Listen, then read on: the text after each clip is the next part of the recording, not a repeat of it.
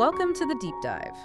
We sift through the research you send our way, looking for those insights that are, well, both surprising and genuinely useful. And today, we're getting into something that really touches almost everything. Our relationship with money. Not just dollars and cents, but the energy behind it. Exactly. We're doing a deep dive into this idea of the energy of money. Essentially, how our financial life is kind of a blueprint for success elsewhere, too. It sounds a bit out there.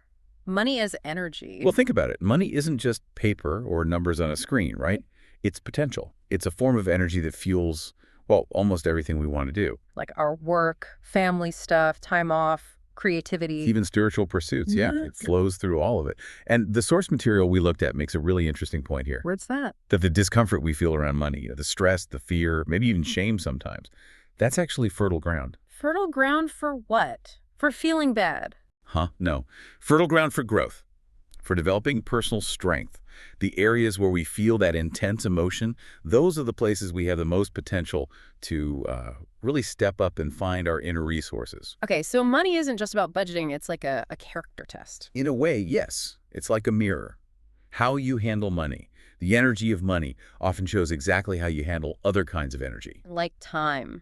Or your own physical energy. Your vitality, yeah. Yeah. Your ability to actually enjoy things, your creativity, even how you handle support from friends or family. It's all connected. So if you get a handle on your money stuff. You often see shifts elsewhere. Maybe you start using your time better, or you feel healthier, more creative, because you've eased some underlying pressure. It ripples out. Let's make this concrete. The author of one of our main sources, she shares a pretty raw story. Yeah, the $35,000 loss. Right. And she's a clinical psychologist. She understands finances. She's not naive. But she lost this huge chunk of money in a dodgy investment. Even though friends warned her. They literally said it sounded too good to be true. And she admits she had that gut feeling, too, that little voice saying something was off. But she did it anyway. And that's the key takeaway, isn't it? The gap between knowing something and actually doing something based on that knowledge. She had the information. But didn't take what the source calls authentic action. Right. And when she really dug into why, the painful truth was, well, she said it was greed. Greed for that quick, easy win, that fabulous outcome without the slow, steady work. Exactly. The thrill of maybe getting ahead fast. And she admitted she deliberately ignored that inner voice, the don't do it feeling. Because the possibility of that amazing return was just too tempting. It blinded her. So she skipped the boring but crucial stuff, reading the fine print, really checking out the company's history, making sure the escrow was legit. That unconscious pull towards the easy gain just steamrolled her professional judgment. It's a powerful example of how emotions can hijack our financial decisions, even when we technically know better. Which brings us to the goal for this deep dive, right? To map out that exact route to a powerful relationship with money. Yeah, so you can build a life that feels intentionally satisfying. That's the phrase used. And that means grounding your financial choices not just in, like, spreadsheets and budgets. But in something deeper. Your core values. What the sources call your life's intentions and your standards of integrity. Okay, let's dig into that core philosophy. The idea that success isn't about some special talent you're born with. Right. The argument is that successful people don't necessarily have unique aptitudes. What they have is a learned skill. Okay, I'm listening. What's the skill? It's knowing how to focus energy. Not just money, but time, vitality, creativity, all of it. They learn how to channel these energies, to turn their ideas, their dreams, into actual reality. Okay. And here's the kicker. They learn to do it with ease. With ease. That flies in the face of the whole no pain, no gain thing we hear all the time. Like, success has to be a struggle. Well, maybe that struggle, that friction, comes from working against ourselves. The idea here is that mastery is about aligning your energy consciously, making goals real without that internal conflict. That's the real hero's journey. And when you get that alignment in one area, like money, it tends to unlock things elsewhere. Your health might improve, you feel more creative, you manage your time better, because it's all interconnected energy. So how do we achieve this? There's a map. Kind of. A map of manifestation. It involves two different realms or domains. First up is the metaphysical realm. Okay, metaphysical sounds a bit airy-fairy. It can feel that way, but it's really just the realm of pure potential. Undifferentiated energy or substance. It's where ideas are born. Visions, that spark you get. Like, wouldn't it be great if I could just quit my job and travel? Or what if I started my own business? Exactly. It's exciting. It's pure possibility. No limits, no hard work yet. Just the energy of the idea itself. The fun part. Definitely the fun part. But an idea stays just an idea unless you cross the border into the second domain, the physical domain. Ah, the real world. Newtonian physics, cause and effect. Right. And this is where things that seem really small, even mundane, suddenly become incredibly important. Like balancing your checkbook, knowing your accounts receivable. Ugh. The stuff people avoid. Precisely. Paying attention to deadlines, following up, these simple, sometimes repetitive actions in the physical world. They're what make or break the grand vision. Ignore them, and even the best idea can crash and burn. Okay, so you have the exciting idea realm and the boring detail realm. What's the danger zone? The danger zone is getting stuck, or falling into what the sources call Metaphysile. Metaphysal, I like that. What is it? It's the trap of believing that just thinking positive thoughts, just visualizing, is enough to make things happen in the real world. Like, if I just think about abundance really hard, my debt will magically vanish, while I maybe avoid opening my credit card statements. That's Metaphysile in a nutshell. It's substituting wishful thinking for the actual footwork required in the physical domain. So visualization isn't useless, but... It's only half the equation. Yeah. You need to clear the way mentally and emotionally in the metaphysical realm, deal with limiting beliefs, align with your values, and then you have to take the concrete, specific actions in the physical world. Visualization should inspire the action, not replace it. That makes the goal itself really critical then. It's the bridge between the idea and the reality. Exactly. Goals aren't just chores. They're necessary projections of your deeper intentions into the physical world. The source defines a goal as an area or object toward which play is directed in order to score. Without that target, those intentions just float around. Right. They stay stuck in the metaphysical realm, unfulfilled, and that eventually leads to frustration, maybe even resignation. Like your deepest desires just aren't possible. The goal gives the energy direction, makes it kinetic. Which leads us right into the first big principle for making this happen, the power to be willing. Okay, principle 1, being willing. How is that different from just, wanting something? Isn't wanting it the first step? Wanting is important, but willingness is deeper. It's presented as our greatest power. It's not an emotion. It's a state of being.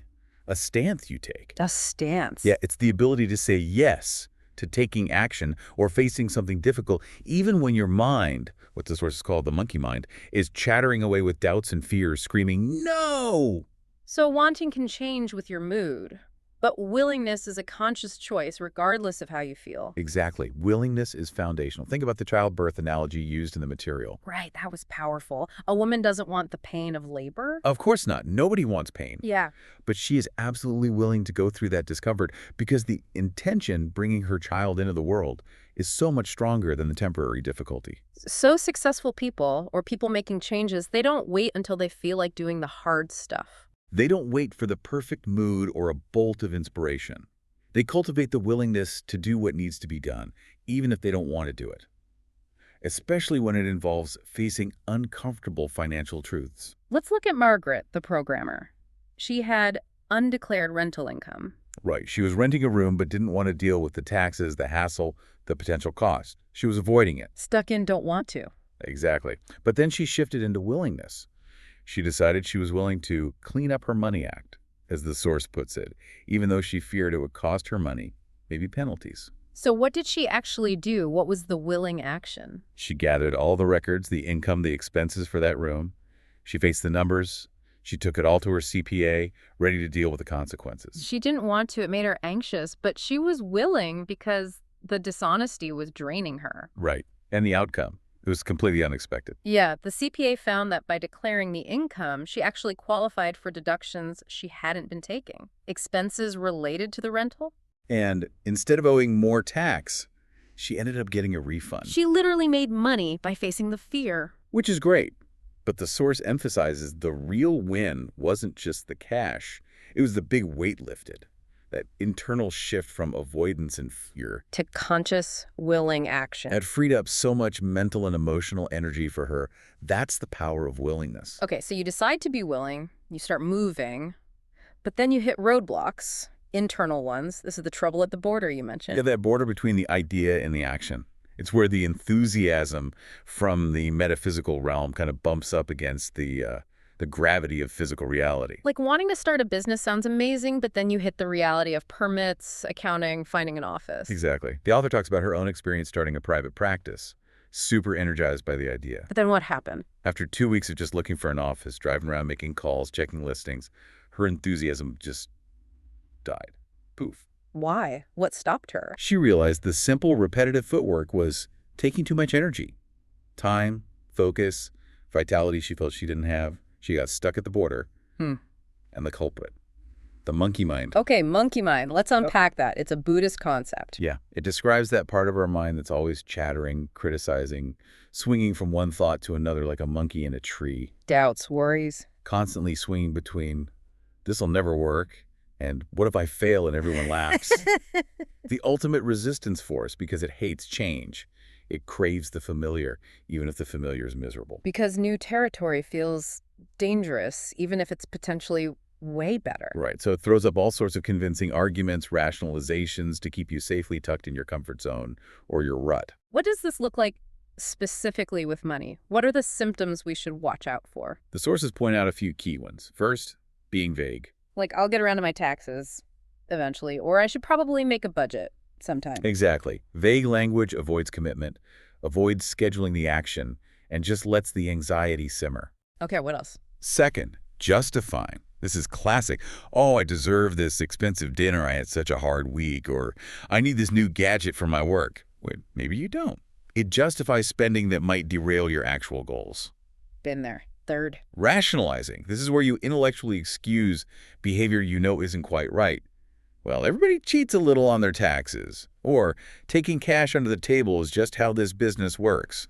It makes avoidance or unethical behavior seem normal or necessary. So vague, justifying, rationalizing, all tools the monkey mind uses to keep you stuck. And they all drain your energy. But maybe the biggest dragon the monkey mind rides is the feeling of scarcity. Scarcity. Everyone feels that sometimes, right? Is it just about not having enough money? Not exactly. The source defines it more subtly. It's the mind's stressed experience of limits. And limits are just a natural part of life, right? Physical reality has limits. Okay, explain that. Stressed experience of limits. Think about holding your breath. There's a real physical limit to how long you can do that. The stressed experience of hitting that limit is panic, suffocation. With money, the limit might be your current income or savings. The stressed experience is that frantic monkey mind chatter. I don't have enough. I'll never have enough. I'm going to run out. And the irony is trying to fight that feeling by just grabbing more stuff. Often makes the feeling of scarcity even worse. Yeah. You're trying to fix an internal state with external things. Like the guy in the book with $200,000 cash under his mattress. Perfect example. He had immense physical wealth stashed away. But how did he live? Frugally, anxiously, wearing cheap clothes. His internal experience was one of deep, gnawing scarcity. The amount of money didn't matter. Because the question driven by fear is always, how much is enough? And the answer is always more. It's a bottomless pit when fear is driving. This fear also fuels that Metaphysical thing, the wishful thinking. The source called it candy coating the cowpie. Huh. Yes. The cowpie is the unpleasant reality.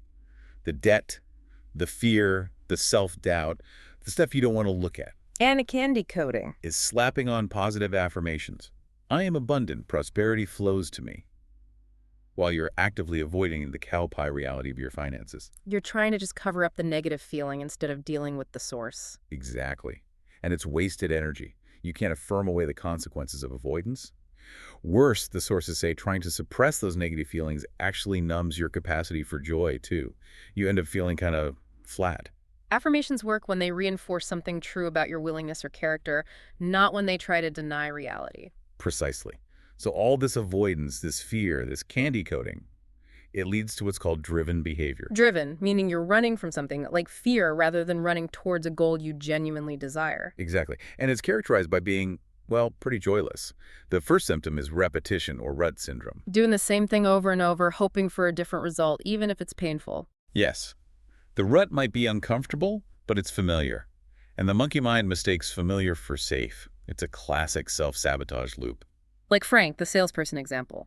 Really good at his job. Top performer. Top performer everywhere he went in Silicon Valley computer stores.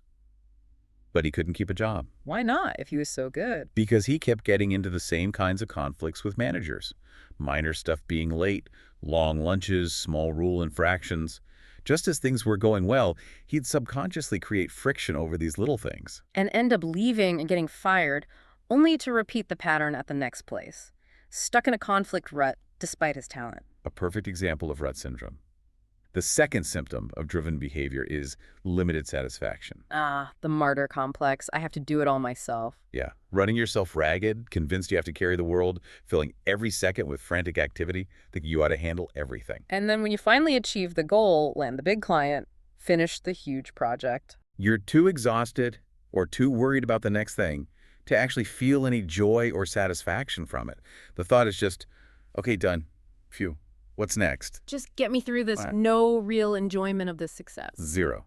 It's just relief, not fulfillment, always chasing the next task. Okay, and the third symptom is perfectionism, which sounds like a good thing, doesn't it? Striving for excellence. It sounds good, but in this context, it's driven by fear. It's the inability to ever call something finished, to reach closure. Spending forever polishing a report, tweaking a presentation, re-revising something. Not because it actually improves it significantly, but because you're terrified of putting it out there and having it judged. Ah, so if it's never finished, you can always say, oh, it's just a draft, or I'm still working on it. It's a defense mechanism. Exactly. It's an excuse to avoid the vulnerability of completion and potential criticism. Yeah. And think about the wasted energy, the opportunity cost of polishing something that's already good enough. Okay, so we've got the monkey mind, scarcity, driven behavior. These internal dragons are powerful. How do we navigate past them? We need tools, a compass and a map. This brings us to principle 2, harnessing energy with intentions and integrity. And first, we need to understand who we really are beneath all the defenses. This is where the labyrinth of being comes in, the 3 layers of self. Right. The outer layer is who we pretend to be. The mask we wear for the world. And this is huge with money, isn't it? People pretending to be wealthier than they are to look successful, or sometimes pretending to be poorer to avoid being asked for money or feeling exploited. That pretense takes enormous energy. Like Sylvia, the entrepreneur in the book. Yeah, Sylvia had the whole image down. Fancy office, spending freely, looking like a big shot. But underneath, the business was bleeding money. And the gap between the pretense and the reality was causing her immense stress, actual physical discomfort. But she couldn't bear the thought of admitting it. Until she finally did. What was the turning point? Just sheer exhaustion from upholding the lie, I think. She finally confessed she was losing money, hated asking her dad for help. She chose honesty. And that honesty unlocked action. Immediately. She sold the fancy furniture, paid off the high-interest credit cards that were killing her margins, moved the business into her apartment, stopped pouring energy into the image, put it all into the actual business. And it worked. She became profitable almost right away. Because she's dealing with reality, not fighting it. So dropping the pretense moves you closer to the center of the labyrinth, towards your core self. Exactly. And that's where we find our real power. The source talks about the receptor site concept here. Receptor site, what's that? The idea is that the qualities you truly admire in other people, maybe courage or loyalty, compassion, honesty, you recognize them because you have the capacity for those same qualities within you, like a receptor site on a cell. So if I admire someone's integrity, it's because I have integrity within me. I couldn't even see it otherwise. That's the idea. It's incredibly empowering. You don't need to acquire these qualities. You need to uncover them, recognize they're already part of your core self. Okay, so once I connect with that core self, how do I use it to navigate? You establish your standards of integrity. These become your personal true north. They're derived from those core qualities you admire and possess. You make conscious commitments to yourself about who you choose to be. So I might identify trustworthy or dependable or kind as one of my standards. How does that help with, say, financial energy? Okay, let's take trustworthy. When your actions align with that standard, you pay back a loan as promised, you file your taxes accurately, energy flows smoothly, life feels easier. But if I break that standard, if I fudge the numbers or conveniently forget about that small debt to a friend? Boom.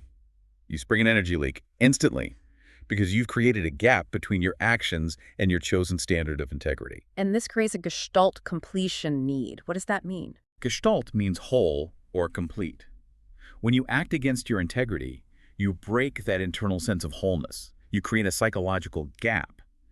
And your energy, attention, guilt, worry gets automatically sucked towards that gap, trying to complete the pattern, trying to make it whole again. Ah, so that's why avoiding that overdue bill feels so draining. It's not just the money, it's the constant mental energy leak trying to close that integrity gap. Exactly. It siphons off focus and vitality until you either make amends or consciously address it.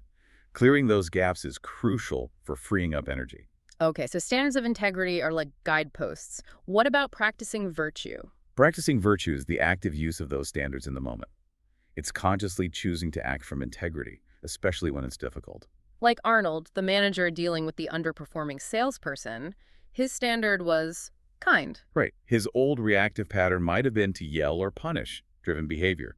But because kind was his standard, he paused. He asked himself, how would a kind person handle this? So he approached it differently, constructively. Yes.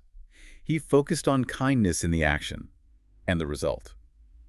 The salesperson felt heard, understood the issues, and actually landed a big sale the next day. Focusing on the how integrity positively impacted the what, the outcome. Alongside standards, we also need life's intentions. Yes. These are bigger picture. They define your purpose, why you're doing what you're doing. They keep you oriented when things get tough or tedious. They're usually to-be statements, like to be a great parent, to be a creative force, to be an explorer. Exactly. They provide meaning and courage.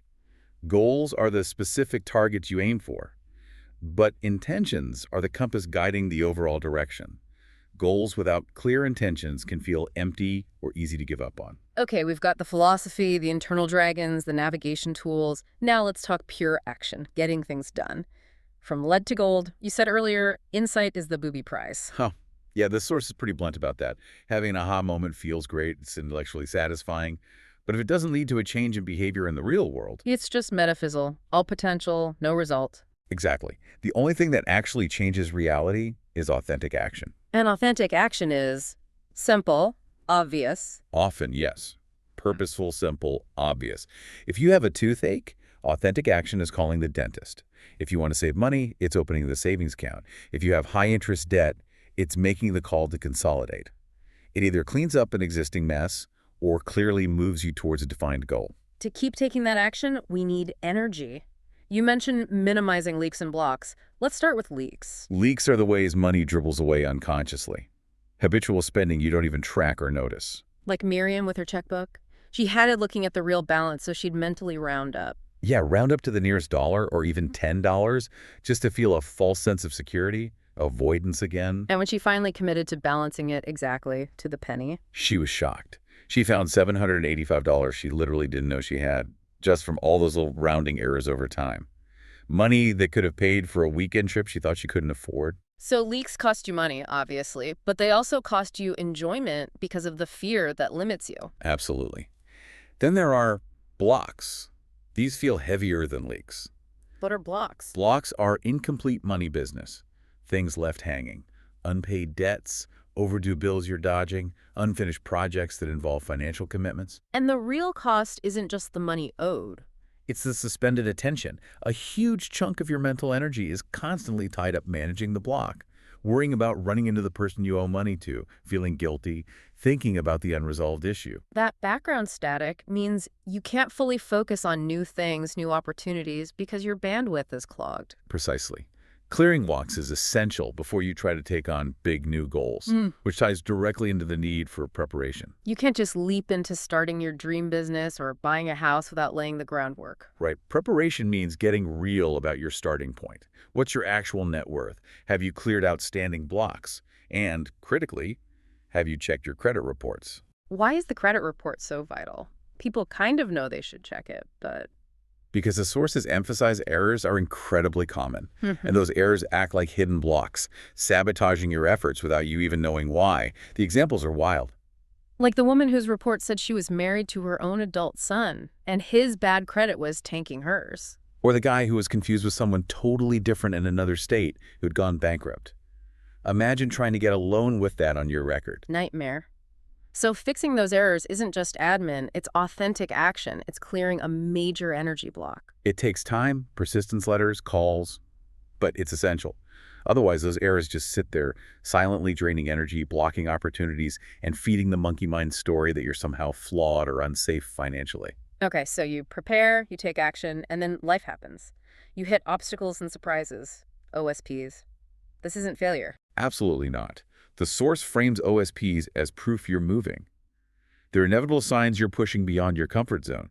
If everything feels easy and comfortable, you're probably not growing or making significant change. So that feeling of breakdown, that, oh no, this is going wrong, panic. Is actually a sign you're fully engaged. It means you're bumping up against the boundaries of your old reality. The key then isn't avoiding obstacles, but flexibility. Yes.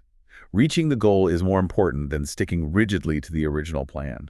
Plans often need to change when they meet reality. Like Brenda saving for her house down payment. Strict plan, everything on track. And then boom, her reliable car breaks down unexpectedly. Major expense, throws the whole savings plan into chaos. Instant breakdown, anxiety. Looks like a total disaster, proof the plan was impossible. From one perspective, yes. But the breakdown forced her to get creative. Yeah. It forced her to reach out for support, activating her intentions to be creative and to be supported. She had to rethink everything. So the obstacle became a catalyst. Exactly. She realized the crisis was a message. It forced a reevaluation, leading to a more resilient, flexible plan.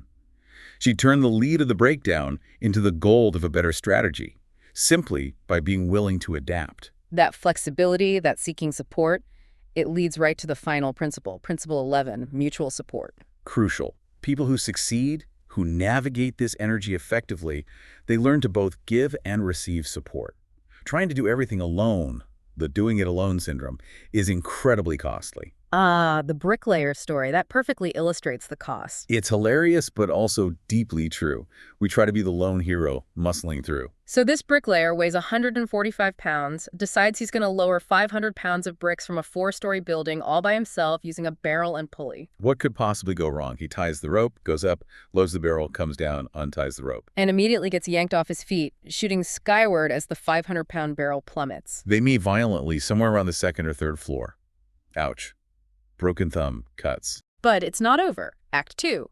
The barrel hits the ground, the bottom breaks, bricks scatter everywhere. Now the barrel only weighs 50 pounds. So it shoots back up, meeting the poor descending bricklayer again near the 2nd floor. Causing more injuries. Legs, back. And the finale, Act 3. He lands hard on the scattered bricks below, breaking his ankle.